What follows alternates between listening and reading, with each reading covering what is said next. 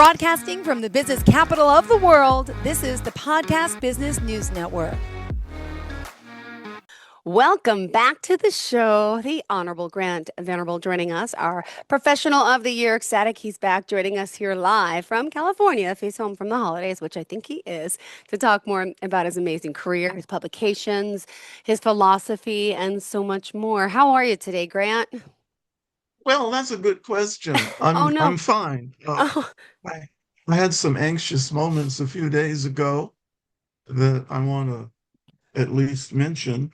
sure, Uh, sure. some of life's adjustments, um, but all is well as I come online here.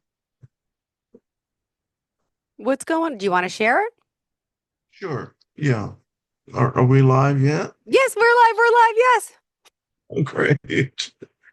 Uh, about 45 years ago, I was teaching at uh, University of California, Santa Cruz, teaching chemistry there, and had a very unusual moment. It was preparing in February of 1980 to play an organ recital at the local congregational church that I attended, and the word went out to the members of the church that they needed blood for the husband of the music department chair of the church. And would members be willing to give blood? So I presented myself as a volunteer giver of blood. And uh, I think I had given blood before, but never had the experience that I had at that point when I was lying down on the cot with the needle attached in my arm, and they proceeded to draw blood. So you're supposed to be able to give a pint or so, and around maybe 5 minutes or so, I raised my right hand to say, "I'm getting faint here." So they pulled the needle right out, and so I didn't lose consciousness, but they did give me an opinion that the nurse did that I may not be an appropriate blood donor because I have a reaction to that, of that blood leaving my body, so much of it so quickly. And it took me several hours to recover, and then went on and played my recital the next day, but it wasn't as lively as it could have been if I had not given even that little bit of blood. Well, a similar but different thing happened last Thursday when one of my physicians wanted to get some data from a blood draw. And so it ordered certain variables to be tested. So I went into the clinic down in Yucca Valley, and there was an unusually large number of vials to fill with my blood, and it went normally the way it was supposed to.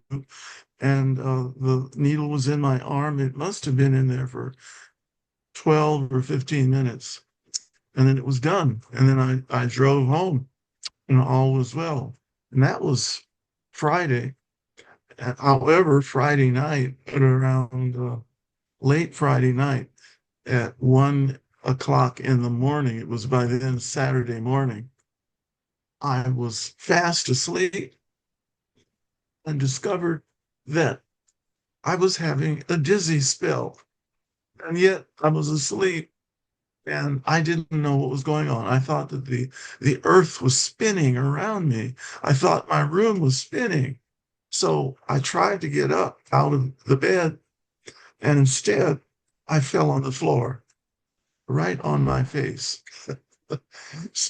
So I Oh, didn't know what was going on, but anyway, I calmed down, and it took me the rest of the day to really recover. I'm so Um, sorry. so Wow. the topic that comes to me to talk about are that life is not entirely planned. planned out. I mean, you can plan a lot of things if you're wise enough, but sometimes you can't plan.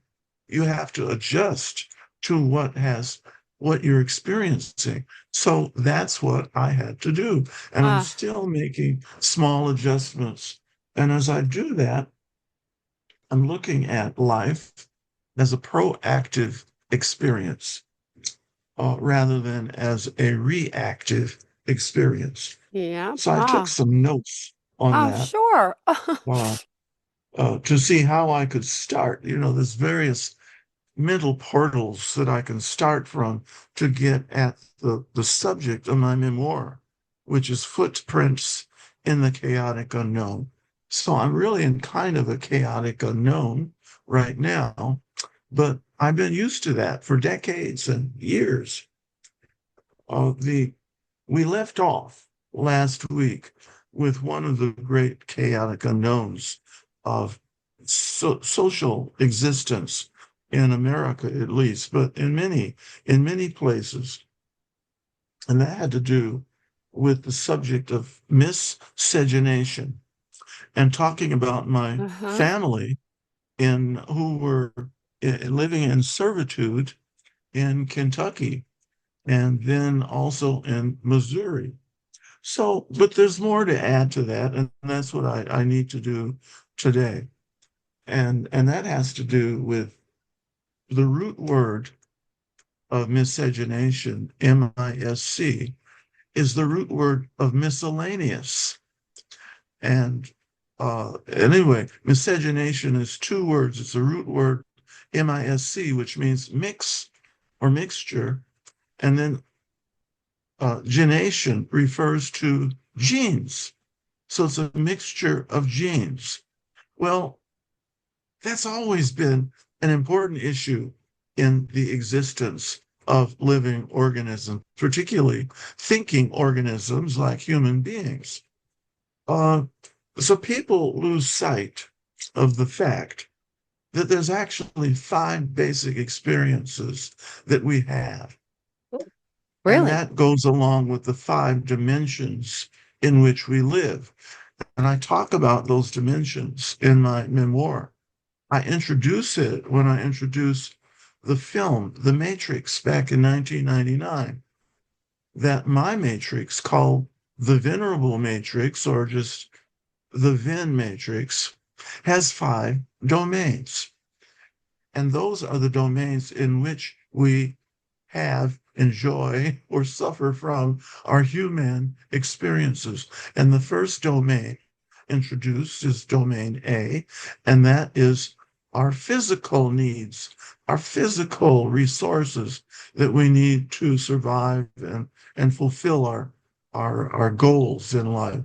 And then there's something that organizes those physical domains, and that's domain C. Domain B is the resource domain, and C is the organizational domain. It Mm-hmm. has to do with the structure in which we live in our bodies. And through that structure, we know the body knows what resources it needs to survive. Then there's another domain, a fourth domain called domain D. And domain D is that part of our structure in which we live on Earth that produces the changes that we need. And to deal with changes, such as myself with this blood test, changes that are unexpected, that Yeah. we then have to adjust to and make changes to do the adjustment to the Mm-hmm. unexpected changes. So that's four. Now, if corporate America and church organizations, community organizations, government organizations are wise, they would construct their structures to abide by the Venn matrix structure. However, they only tend to deal with three domains, namely the physical needs. So people need buildings, so they build buildings and they need equipment in the buildings. They need heaters to heat them or air conditioners to cool them. They need information. And that's domain A. And then domain C is the structural domain that links things together in the right way. And then there's the goal domain, which is domain A. And that's all that corporate America really deals with now. I think, oh, as much as recent as 30, 40 years ago, the best corporations dealt with four domains that incorporated the change domain. That is, they had departments look ahead. Strategic planning is what they were called. Now there's very lightweight strategic planning. And so there's too many surprises.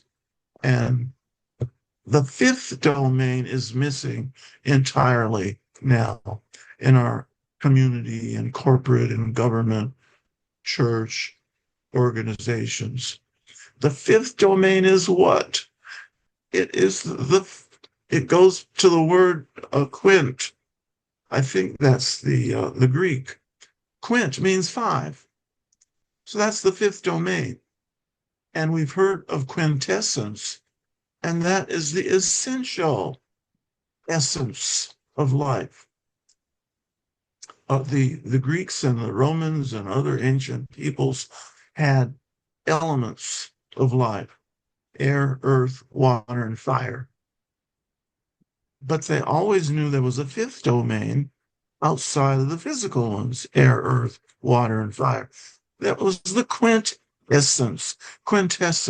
Nobody could see the quintessence, Yeah. but it's the soul part of the structure of life. Now, that's the nub of my memoir, is how we deal with all those things.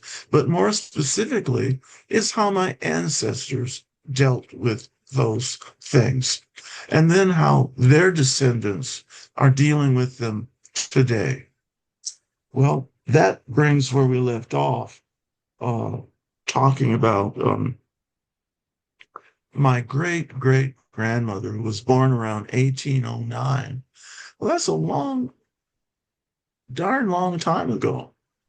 But Yeah. I was talking about her character as a person. Mm-hmm. But how do we know that? We know it Yeah. from the oral tradition that the elders would pass down knowledge of their elders and their ancestors.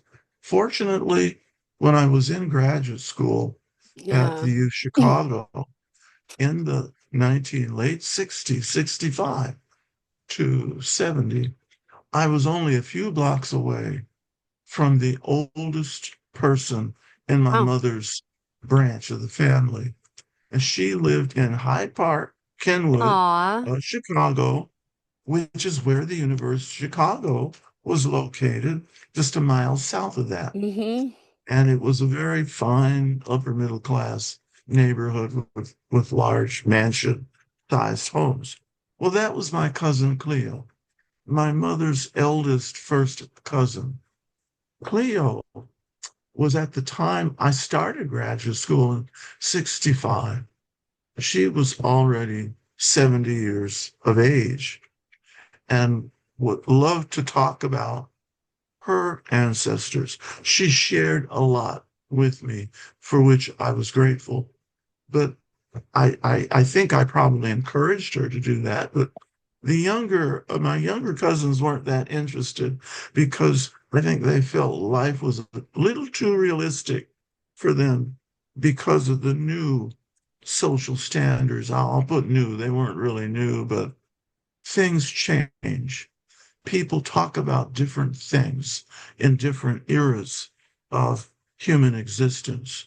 So Cleo, who was already 70 years old, she talked about things she knew about, and they were not always what we call today politically correct.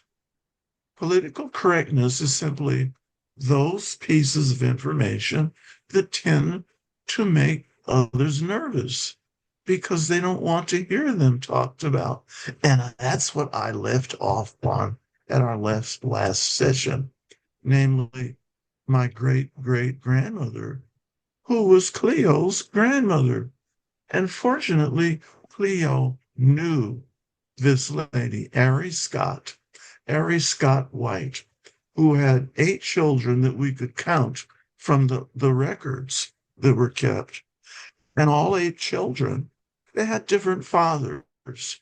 Now we're talking about an earlier day in America, Oh, particularly for people who were in bondage. They were owned by other people of another race. wow. Now that's what it's considered in ways too sensitive to talk about. We don't want to talk about Yeah. those things.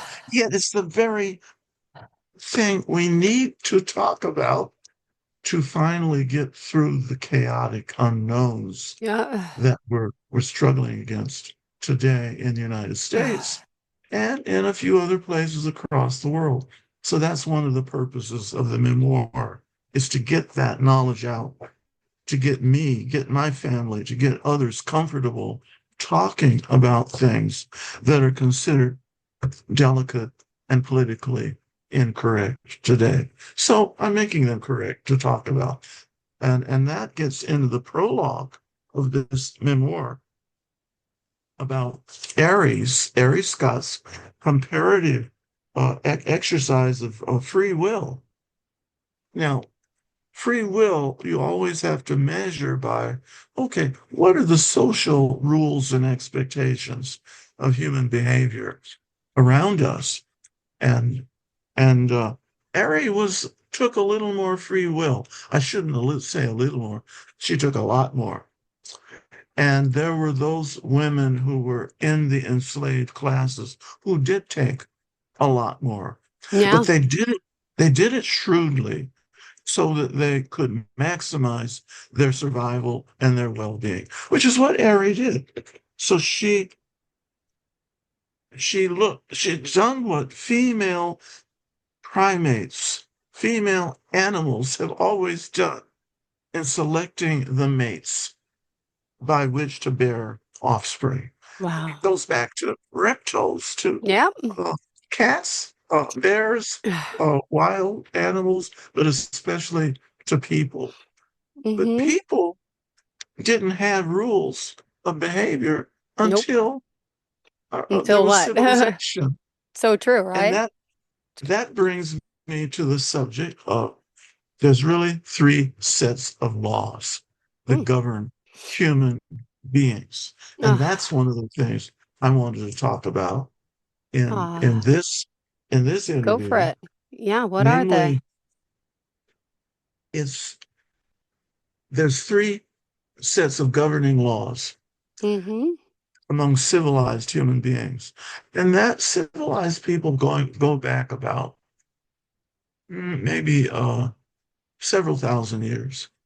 They may have occurred in small groups of people, but they did have rules about how to dwell with one another. And and it governed laws of trade, how to trade with people that lived on the other side of the mountain where you lived. Mm-hmm. And there were languages that developed.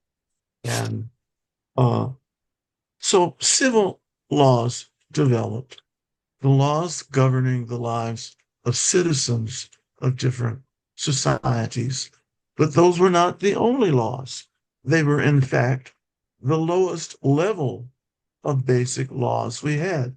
But as we got more sophisticated as civilized people, we had laws governing everything we would experience in our lives. And that included the laws of marriage, which were some of the last laws to come about because Yeah. there were no marriages. Societies, rulers could determine who had the rights and privileges of marriage. And the slaves in America had no rights of Yeah. marriage unless they were free and lived in an environment in the nation that allowed them to have the same rights as Mm-hmm. other free people. So my ancestors, being from the Mm-hmm. deep South, but more from the border South of Kentucky and Tennessee, uh, they were denied, but Tennessee and Kentucky did not have laws against teaching slaves how to read and write and do arithmetic. This was a fortunate thing Really? for my mother's people Yeah. who came from Kentucky, because there was young Anthony, that was cousin Cleo's grandfather, Mm-hmm. but it was my mother's grandfather also, but my great grandfather. And he was the son of Oh. the people, the man that owned him in Kentucky. Oh, wow. It was what I developed the terminologies of less oppressive forms Mm-hmm. of ownership. And so I call it slavery light, because people were not beaten every week in those households. They had some modicum of decency in how they were treated. So there was little Anthony, who was the pride and joy of his father, but his mother was Ari Scott White, Oh. and he was maybe her middle child. And Ari Scott also had a daughter who came along a few years after Anthony, Okay. well, a dozen years. Oh. She's the one that in the letters showed that that daughter named Amanda disappeared when she was about 4 years old. That's the kind of thing that happened in Kentucky and Tennessee when, because they were along the Ohio River, which was the main trading route to the Mm-hmm. deep south, to New Orleans. The Ohio would pour out into the Mississippi River.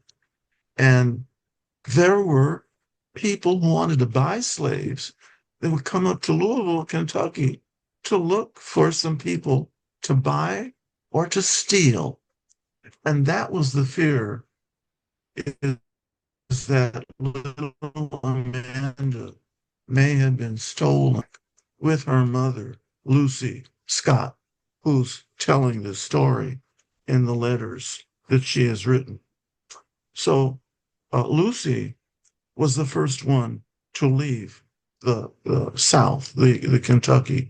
She went briefly through Topeka along with her other siblings, but she kept going. I think something really traumatized her when she was a little girl in Kentucky, and that's why I speculate she may have been headed for an auction block, but somehow freed herself, or was freed by somebody, so she was able to survive. But she was the first one to move away from Kansas and got into Denver, Colorado for a few years, and then moved to California, Los Angeles, somewhere around between 1900 and 1910. I believe that is why, once my grandpa, James Scott, who was the oldest of the Scott siblings and the oldest of Aries' grandchildren, he followed Ari to live in Los Angeles. But his five sisters and brothers stayed in Topeka or lived in Chicago and other places like Omaha, Nebraska, and in Minnesota. So that's just some basic building blocks of the knowledge that's in this memoir. Uh, that brings us back to the laws. Laws evolved to usually try to help people, but in other instances, after slavery was over, Southern states put in laws to try to hold on to people to be almost still in slavery, and made them sharecroppers. And they had to get loans because they weren't paid enough money, but they got their loans of food and things from the store of the people that were that ran the sharecropping business. So they could never really get freedom entirely. Fortunately, my Kansas ancestors didn't have to go through that, because they escaped to Kansas Topeka, Kansas.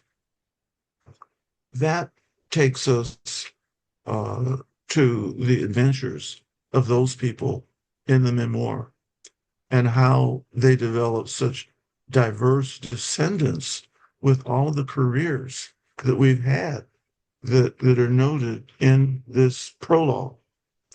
I left off last time talking about a big issue in this society, and it's because of the economic changes.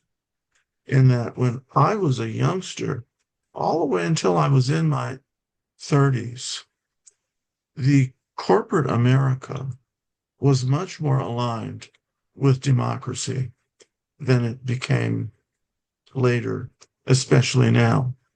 And we've all heard the term billionaire oligarchs, where money is everything.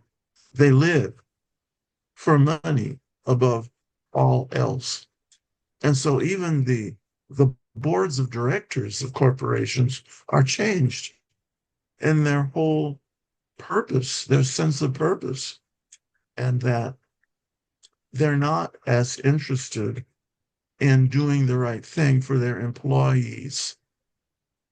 They want to hold on to money so that the shareholders of the corporations are the ones that are rewarded with enormous profits.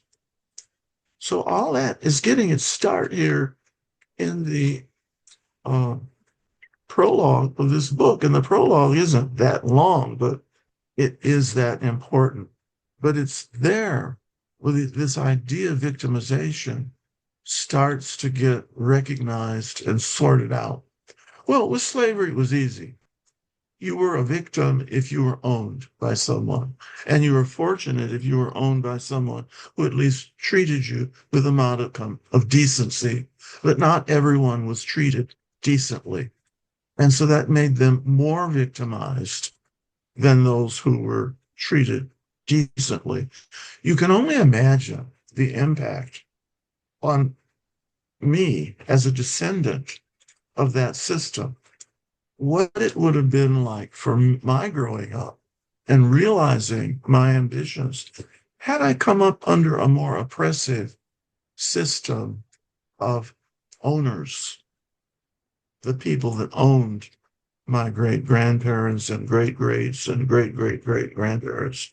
And I'm so grateful how I did manage to grow up in a fairly free society where I had more free will. And I early on developed an idea of what I wanted to do when I grew up. It was a question that my family would ask us kids all the time. Well, what do you want to be? And my brother wanted to be a farmer. He wanted to be a fireman or a farmer. My sister wanted to be a cabin attendant on an airplane. I wanted to be an engineer like my daddy, Wow. my Caltech raised daddy. But we were Aw. encouraged to exercise Mm-hmm. our vision. And vision is the very Yeah. basis of realizing where you're going to wind up. Even if you don't get to go there as soon as you hope, which was my case. But Yep. I did pretty well. And that gets us to not just the Venn matrix, but the Lloyd Williams spheres of experience. Now, Yep. Lloyd Williams is an old friend of mine who is a master psychologist of Carl Jung psychology, and he developed a similar structure as my Venn matrix, but his was about the human experiences that live in my Venn matrix domains.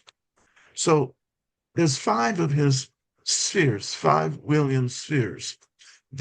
I remember, I could memorize them easily because there's an I, an E, and three S's. And the first I is the intellect, the intellectual. The second one is an E.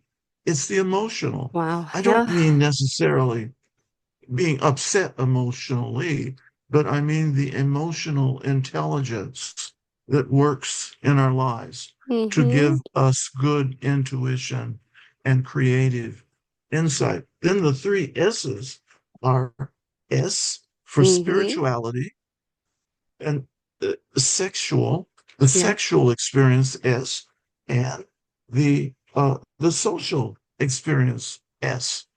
So all of those experiences have to work together in order to have a full experience of life. Now, that doesn't always happen or consistently, but you hope to maintain a happy norm. And that's why we have counselors in our lives. We have people in the psychology profession that we can consult as therapists, which I did. Yeah. And uh, I guess it's because my parents consulted therapists. In fact, their entire social group in Los Angeles, who were prominent people in Mm-hmm. the Alpha Phi Alpha fraternity and the Alpha Kappa Alpha sorority and the Links Incorporated, all of these were social support groups in Yeah. particularly the African American community of Southern California, then across the nation.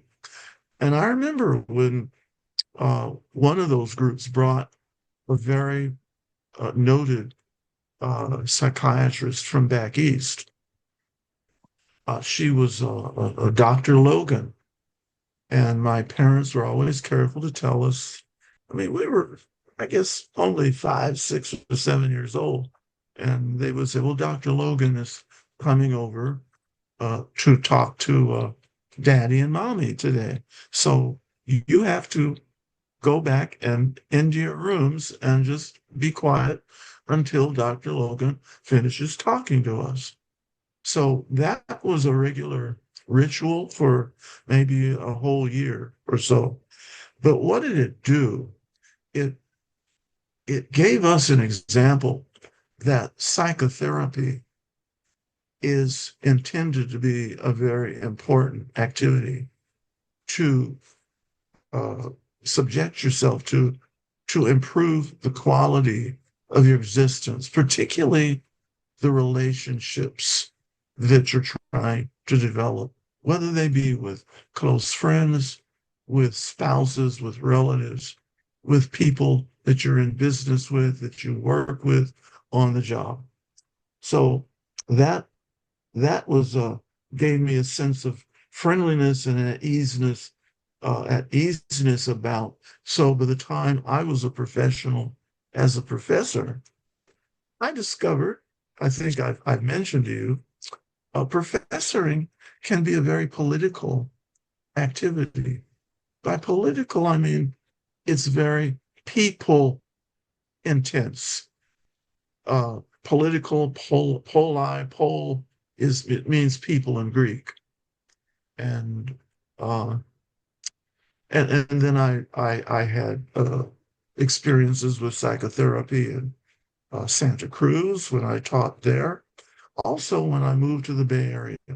So that's just an aside, so that I could get to where I need to get here.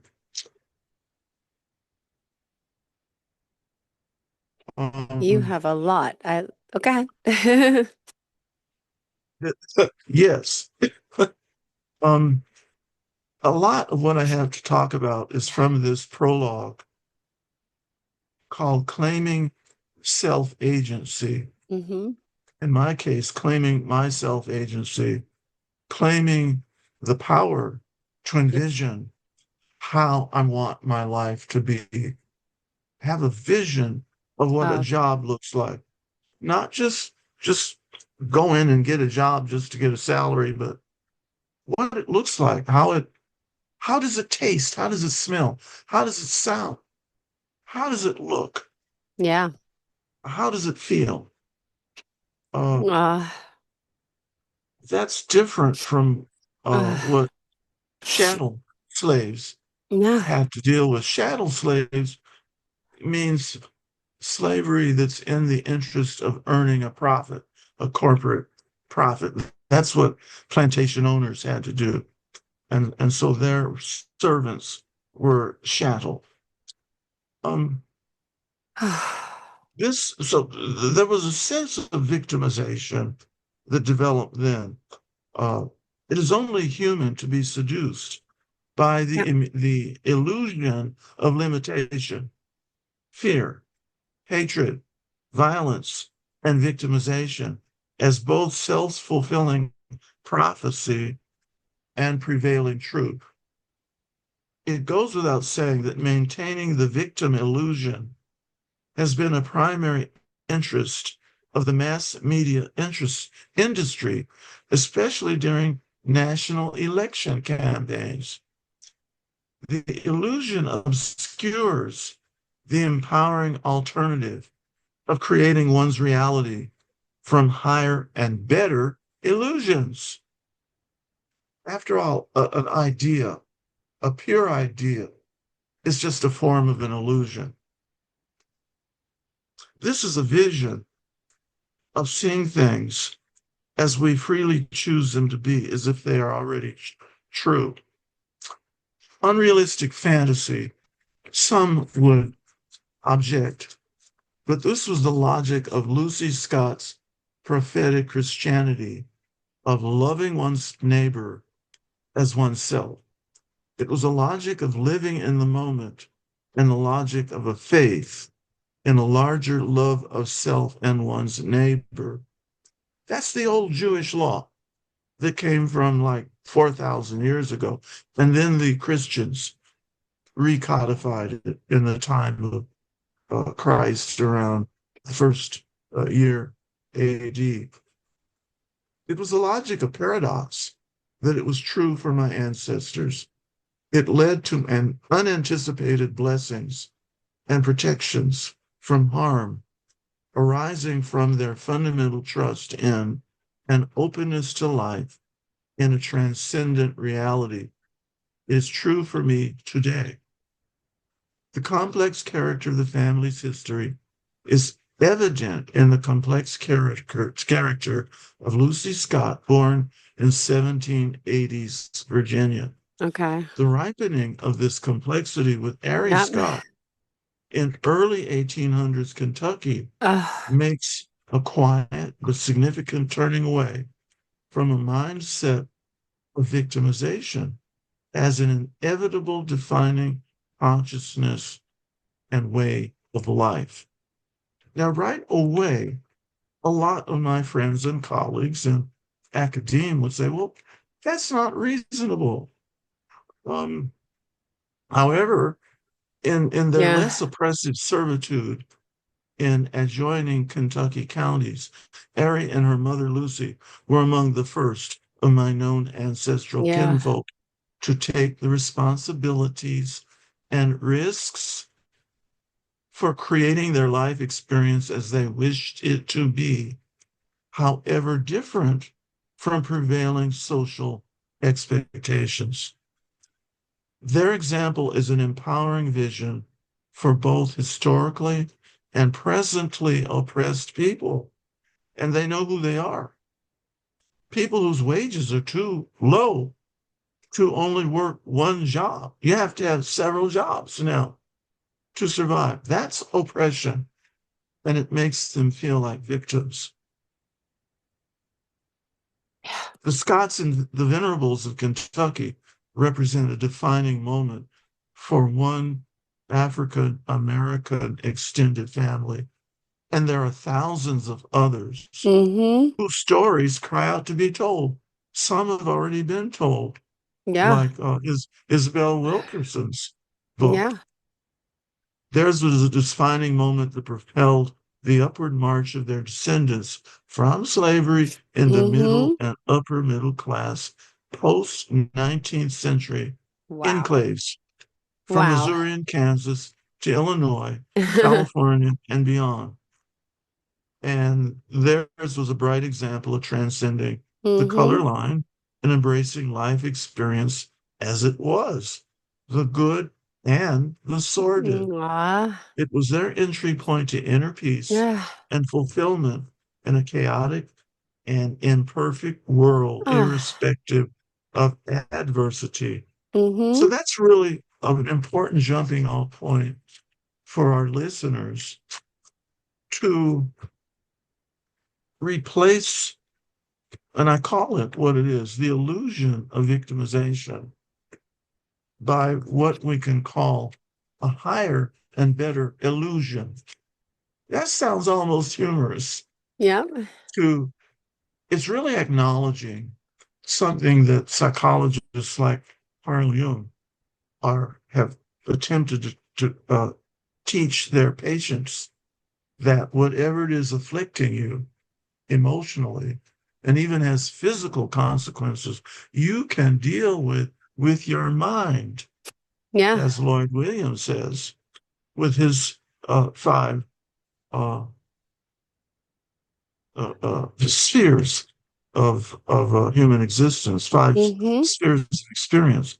So I want everyone to hear that Yeah.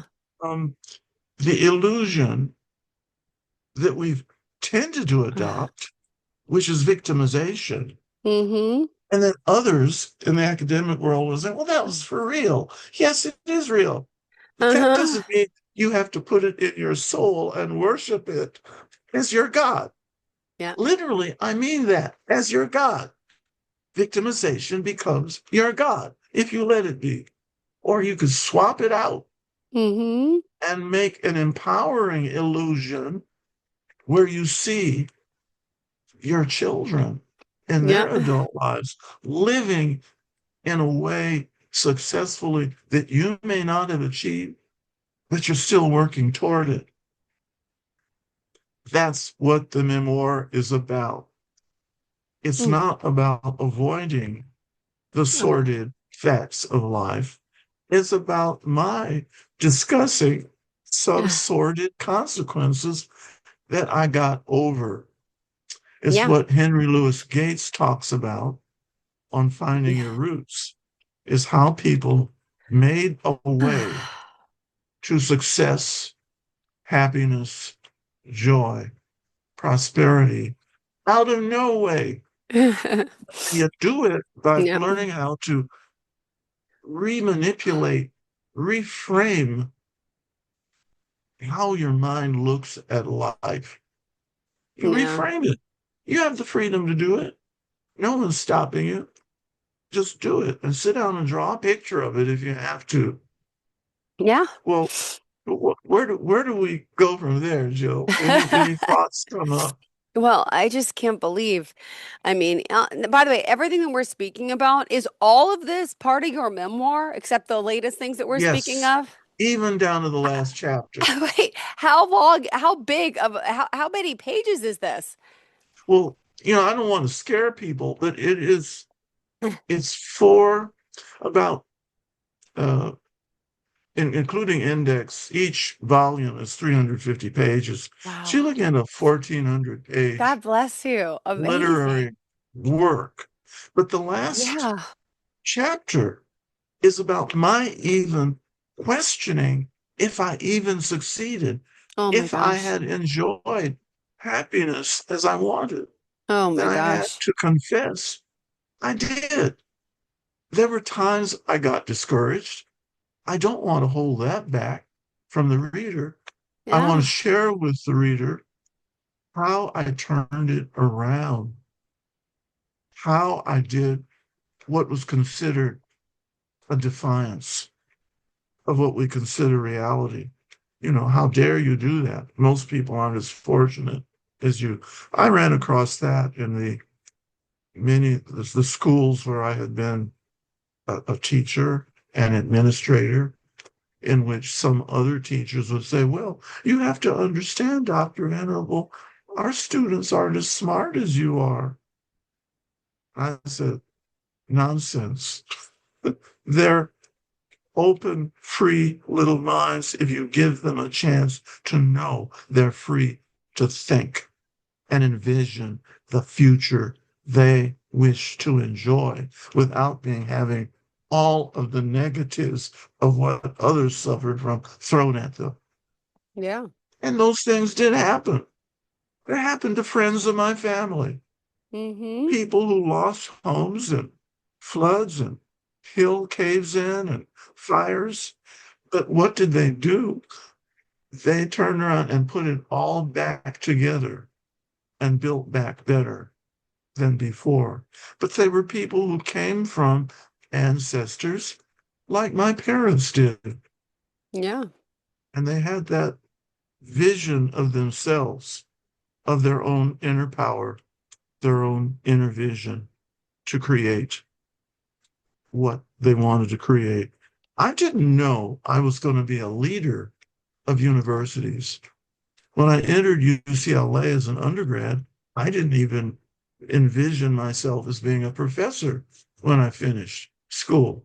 But I do know I wanted to be an engineer like my dad and get a good job in mechanical engineering.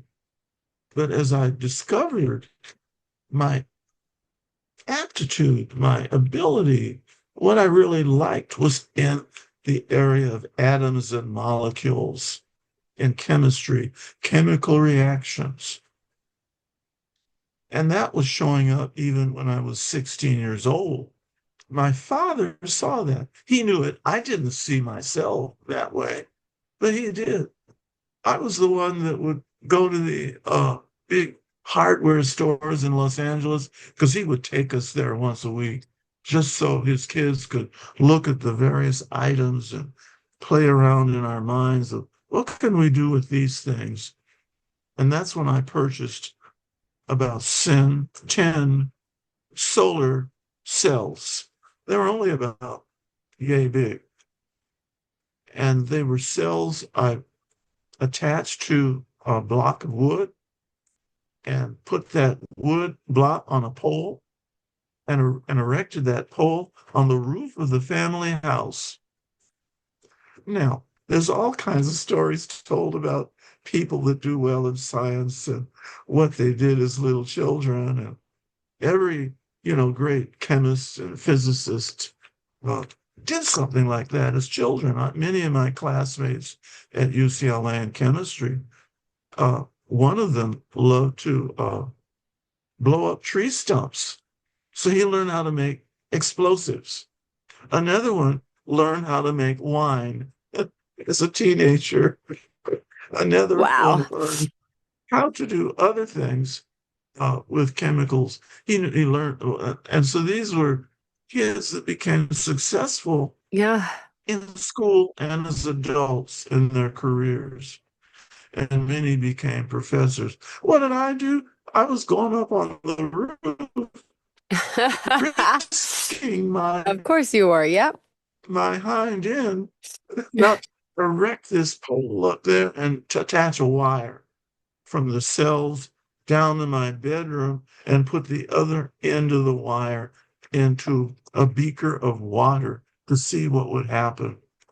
And it electrolyzed the water and created things that you get from water, like hydrogen gas, Yeah. oxygen gas, hydroxide ion, protons, that is the key feature of acids, hydroxide, the key feature of a base.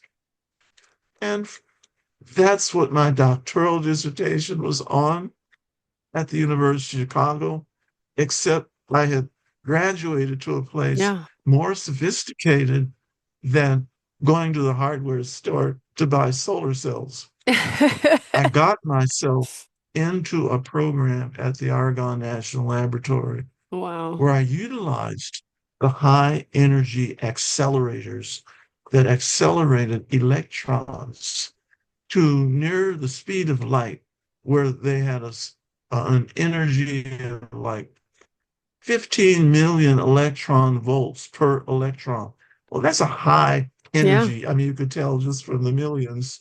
And when you aim those beams at a beaker of water or some kind of cell, which is what I did, it created other kinds of compounds in that water. And I would use those compounds to react with cobalt cyanide compounds. And then I would determine properties about what I was able to create.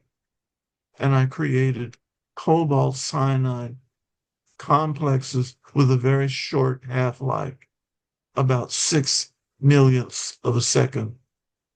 And I wrote my 78-page dissertation based on those experiments. So, I said to myself in the conclusion of the memoir, it's like, how did I do that? What was going on? What did I implement in my life? What did I do with my brain to be able Yeah. to do that? But I did. And I realized I did really good. Sure did. So what do you think of all this now that we I had this can't. conversation? There's so much. I mean, from your accident this weekend to your to everything else, Yes. life is filled Yeah. with so much. And something about you that I've taken away because I've gotten to know you just by listening to you a lot, it's just that you really seem, if I put words in your mouth, but to have lived like a full life, and you don't. You're not stopping. You've done so much, and you continue to do so much. People who may, retire from their regular job may just sit back, relax, and veg out. You are still working so hard, and with your wisdom, with your knowledge, with your intelligence, I can't even keep up. I don't know if I'm going to be like this when I'm Oh, your age. You clearly just you make me tired in a good way. Like you're nonstop. indeed. No, Really. but this is a Yeah. great thing. And it's funny because I was watching this and you are not that old. But I'm just saying, as we age, I just watched a thing with Dick Van Dyke. He's 100. And he's like, Yes. and he's amazing. He's just like, you know what, the one thing my secret to success of living long is like, I think because I'm not an angry person. I don't hate and I don't have anger. And he keeps himself busy all the time because he just loves life. Yes. And you seem like one of Yeah. those people that love life and you're not going to stop or retire just because your office job retired in a sense, right? Your day job, you continue to thrive. Right. And that's beautiful. I really believe that. People out there can be inspired from this, whether they're into the same things that you are or not. But to read your memoirs and say, wow, this guy has done a lot, continues to do so much. I wish I could do 1/30th of what this man's done and I'd feel accomplished. But seriously, I commend you on that. What does your Well, family if think I mean, about you're this? What does your sister think about all this? well, I think it's something I moved to this area of the world to be able to do more of. And it's like my podcasting has gracefully transmitted from talking to the students at Caltech over the last 3 years who Yeah. applied to live in the residence hall named after my dad. So they're Mm-hmm. living in the Grant D. Venerable house on the Yeah. Caltech, in the middle of the Caltech campus. But Wow. it's so energizing to me to be around them because they're told I'm coming, my sister and brother are coming for dinner. And this was Friday over a week ago. My sister and brother couldn't go to that one, but I Yeah. did.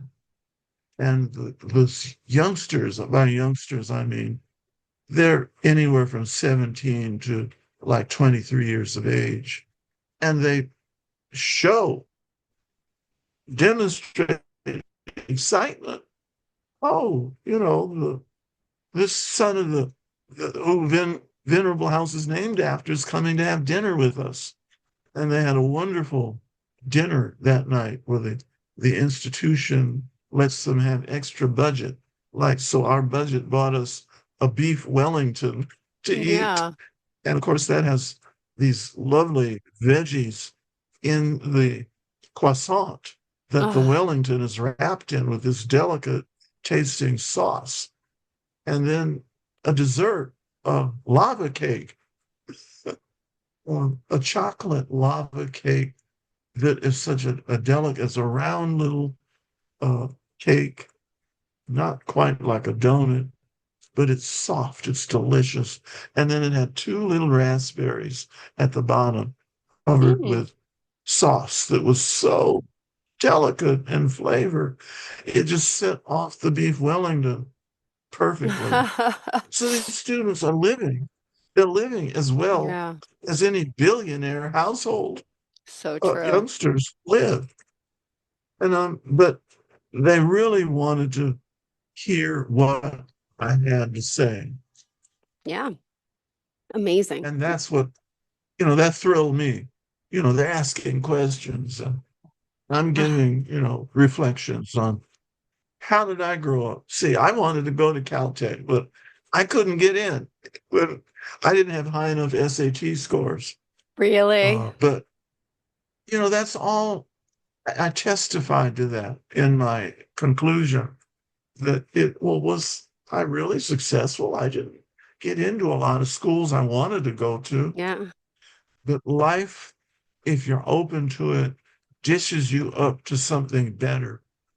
While I didn't go to Caltech like one of my best friends at a neighboring high school in Los Angeles, I went to the best place that I needed to be to develop the intellectual stamina I hadn't yet built. yeah, And that's what happened.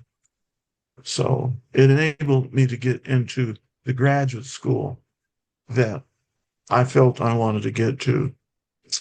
So that's it in a nutshell. It's well, thank you. Always a pleasure, Grant. And we unfortunately have to wrap Raleigh. it up. Let us know, I should say, how we can reach out to you, please. Thank you.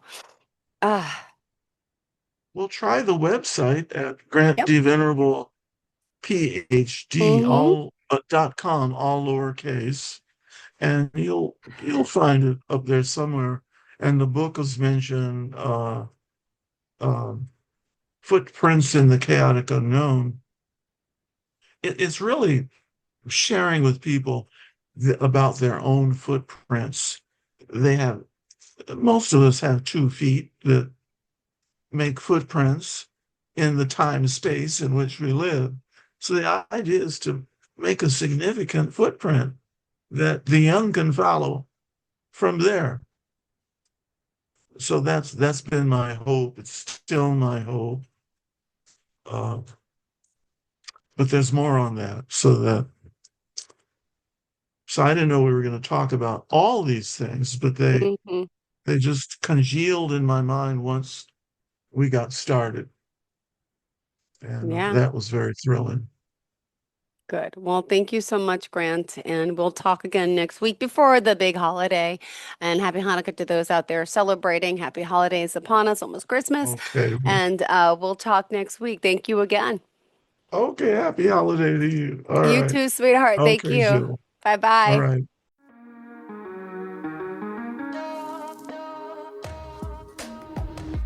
Broadcasting from the business capital of the world, this is the Podcast Business News Network.